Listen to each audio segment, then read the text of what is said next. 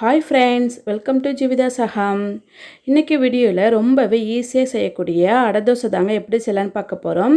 இட்லி மாவு, தோசை மாவு இல்லாத சமயங்களில் நம்ம உடனடியாக அரைச்சி இதே போல் நம்ம சட்டுன்னு செஞ்சிடலாம். ரொம்பவே ஹெல்த்தியான ரெசிபியும் கூட, எல்லாருமே ரொம்ப விரும்பி சாப்பிடுவாங்க. வாங்க எப்படி செய்யலான்னு பார்க்கலாம். இப்போது நான் 1 டம்ளர் அளவுக்கு இட்லி அரிசி எடுத்துருக்கேங்க. நான் டம்ளரில் எடுத்துருக்கேன், நம்ம கப் அளவுலையும் எடுத்துக்கலாம்.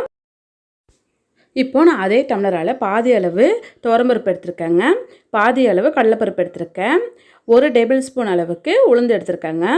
இதை நல்லா 2-3 டைம் நல்லா வாஷ் பண்ணிவிட்டு நல்ல தண்ணி ஊற்றி நல்லா ஊற வச்சுக்க போகிறேங்க. இப்போது நல்ல தண்ணி ஊற்றிட்டு ஒரு 3 மணி நேரம் அப்படியே ஊற வச்சுக்கலாம்.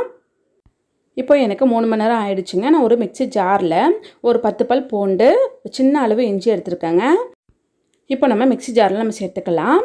இது கூடவே நான் ஒரு 12 மிளகாய் போல் நான் காஞ்ச மிளகாய் எடுத்துருக்கேன், அதையும் நம்ம சேர்த்துக்கலாம். இப்போ 1 ஸ்பூன் சோம்பு சேர்த்துக்கலாங்க. இதை சேர்த்துட்டு ஃபஸ்ட்டு நம்ம அரைச்சி எடுத்துகிட்டு வந்துக்கலாம். இப்போ அரைச்சி எடுத்துகிட்டு வந்தாச்சுங்க. இப்போது நம்ம ஏற்கனவே ஊற வச்சுருக்கோம்ல அரிசி பருப்பெல்லாம் தண்ணி வடிச்சிட்டு நம்ம சேர்த்துக்கலாங்க. இப்போது நம்ம தேவையான அளவு உப்பு சேர்த்துக்கலாம். நம்ம சேர்த்துட்டு அரைச்சி எடுத்துகிட்டு வந்துக்கலாங்க. ரொம்ப நைஸாக அரைக்கக்கூடாது, கொஞ்சம் குறப்பாக இருக்கிற மாதிரி அரைச்சிக்கணுங்க. அப்போ தான் அடை தோசை நல்லாயிருக்கும். இப்போ நம்ம அரிசியெல்லாம் அரைச்சி எடுத்துகிட்டு வந்தாச்சுங்க.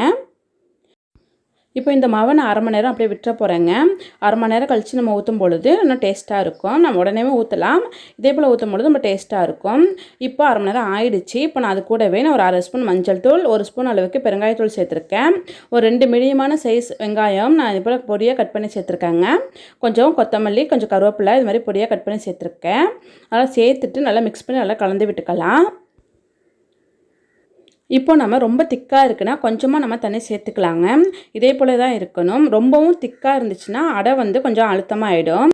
இப்போ ஸ்டவ் ஆன் பண்ணிவிட்டு நம்ம தோசை தவா வச்சுக்கலாங்க. இப்போ தோசைகள் நல்லா சூடாகிடுச்சு. இப்போ நம்ம தோசையை ஊற்றிக்கலாங்க. இதே போல் இருந்தாங்க மாவு இருக்கணும். இதே போல் ஊற்றும் பொழுது நமக்கு ரொம்ப திக்காக இருக்காது, சீக்கிரமாக வெந்துடும். அதே சமயம் ரொம்ப ஹார்டாக இருக்காது, சாஃப்டாக இருக்குங்க. ரொம்ப டேஸ்ட்டாகவும் இருக்கும். இதே போல் நம்ம மாவு எடுத்து நம்ம ஊற்றிக்கலாம். இப்போது 1 ஸ்பூன் எண்ணெய் சேர்த்துக்கலாங்க. எண்ணெய் சேர்த்துட்டு ஒரு வேகட்டும். இப்போ பார்த்தீங்கன்னா கீழே நல்லா வெந்து வந்துருச்சு. இப்போ நம்ம திருப்பி போட்டுக்கலாம். இப்போ நம்ம லோ ஃப்ளேமில் வச்சு தாங்க வேக வைக்கணும். நான் ஹை ஃப்ளேமில் வச்சுட்டோம்னா சீக்கிரமாக மேலெல்லாம் வெந்துடும், ஆனால் உள்ள மாவாக இருக்கும். ஆனால் லோ ஃப்ளேமில் வச்சு வேக வச்சு எடுத்துக்கலாம். இப்போ நல்லா அடை தோசை நல்லா வெந்துருச்சுங்க. இப்போ நம்ம எடுத்துக்கலாம். அவ்வளோதாங்க, நமக்கு ரொம்பவே சூப்பரான அடை தோசை ரெடி ஆகிடுச்சு. அடை தோசைக்கு நம்ம தேங்காய் சட்னி, கார சட்னி வச்சு சாப்பிட்லாம். தேங்காய் சட்னி வச்சு சாப்பிடும்பொழுது ரொம்ப டேஸ்ட்டாக இருக்கும். நீங்களும் ட்ரை பண்ணி பாருங்கள். இந்த வீடியோ பிடிச்சிருந்தா மறக்காமல் சப்ஸ்கிரைப் பண்ணிக்கோங்க. லைக் பண்ணுங்கள், ஷேர் பண்ணுங்கள், கமெண்ட் பண்ணுங்கள். தேங்க்யூ.